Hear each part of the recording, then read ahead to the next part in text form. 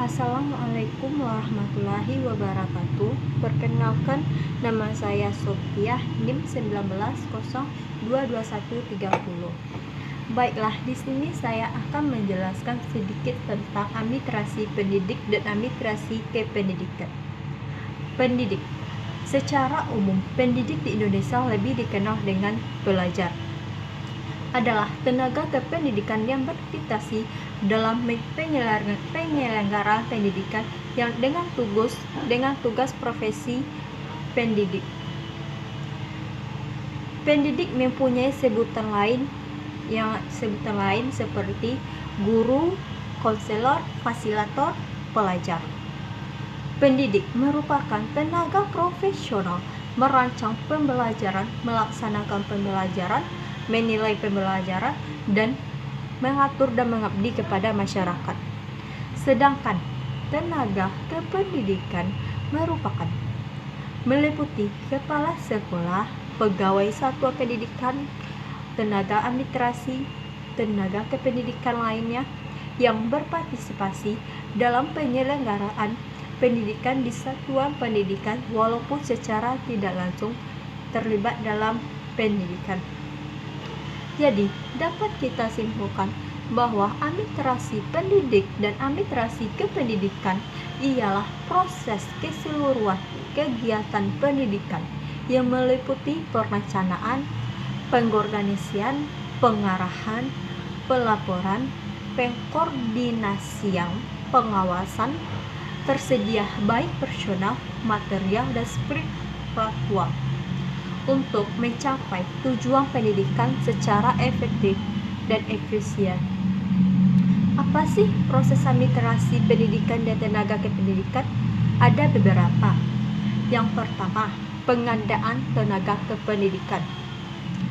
Keadaan tenaga personil adalah proses kegiatan untuk mengisi formasi yang kosong. Perlu diketahui bahwa lowongannya suatu formasi di samping disebabkan karena pengembangan lembaga dengan penambahan jabatan-jabatan baru, juga disebabkan oleh adanya personel lembaga yang berhenti. Pengadaan tenaga kependidikan diselenggarakan dengan langkah-langkah sebagai berikut. A. Pengumuman adanya formasi baru. Pengumuman ini dilakukan untuk memberitahukan kepada seluruh masyarakat yang memenuhi kualifikasi melalui media cetak maupun media elektronik seperti koran, internet.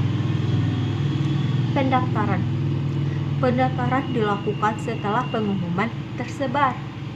Yang pendaftaran mengajukan permohonan dengan memenuhi syarat yang telah ditentukan beserta lampiran lainnya yang dibutuhkan dan yang diperlukan. Yang ketiga itu seleksi atau penyaringan. Dalam pengadaan tenaga kependidikan,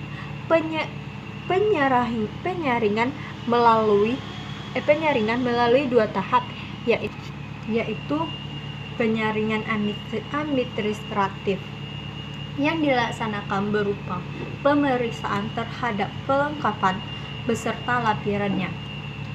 Apabila terdapat kekurangan lengkapan dalam hal administratif, maka peserta berikut bisa dikatakan gagal. Ini sangatlah tidak mungkin. Yang kedua, ujian atau riset. Setelah peserta yang tulus dalam tes penyaringan administratif, maka akan mengikuti ujian dengan melalui pemberitahuan umum, pengetahuan teknik, dan yang lainnya yang dipandang perlu dalam ujian atau riset tersebut.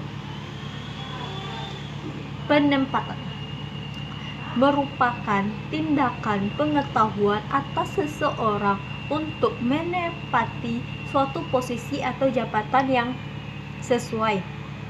Penempatan tenaga kependidikan merupakan tindakan yang menentukan keluarnya dan kompresif ketenagaan yang dilihat dari kepentingan keseimbangan struktur organisasi pendidikan nasional.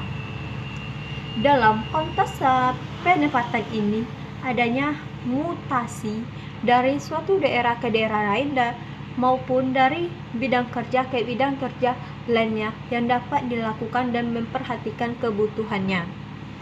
Orientasi merupakan upaya memperkenalkan seorang tenaga kependidikan yang baru terhadap situasi dan kondisi berkenaan atau jambatannya.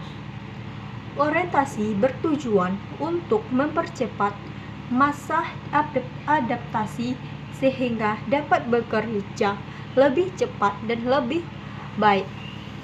Proses orientasi sering juga disebut dengan induksi, yakni memperkenalkan para pegawai dengan peranan atau kedudukan mereka dengan organisasi dan tujuan pegawai lain. Jadi proses administrasi pendidik dan kependidikan itu ada 3 yang telah saya jelaskan barusan. Yang pertama itu pengadaan tenaga pendidikan, penempatan, orientasi. Yang selanjutnya itu kesejahteraan pendidikan tenaga kependidikan, yaitu gaji. Yang pertama, gaji adalah hak yang diterima oleh guru atau dosen atas pekerjaannya yang dilakukannya dalam pendidikan atau satuan pendidikan dalam bentuk finansial secara berkala sesuai dengan peraturan perundangan. Ini berarti bahwa seorang guru PNS akan diberi gaji berupa uang yang dibayarkan secara berkala. Berkala yang dimaksud di sini adalah setiap bulan. Besarnya gaji pokok seorang PNS akan mendapatkan kenaikan gaji berkala apabila telah memenuhi persyaratan. Yang kedua itu tunjangan, yaitu selanjutnya itu tunjangan. Tunjangan yang dimaksud di sini yaitu profesi yang diberikan kepada guru yang telah memiliki sertifikat pendidik yang diangkat oleh penyelenggaraan pendidikan dan satuan pendidikan yang diselenggarakan oleh masyarakat. Selanjutnya itu cuti ke pendidik dan ke tenaga kependidikan itu ada beberapa: cuti tahunan, cuti besar, dan cuti sakit.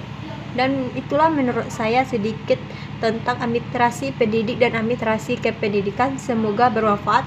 Saya tutupi dengan wassalamualaikum warahmatullahi wabarakatuh.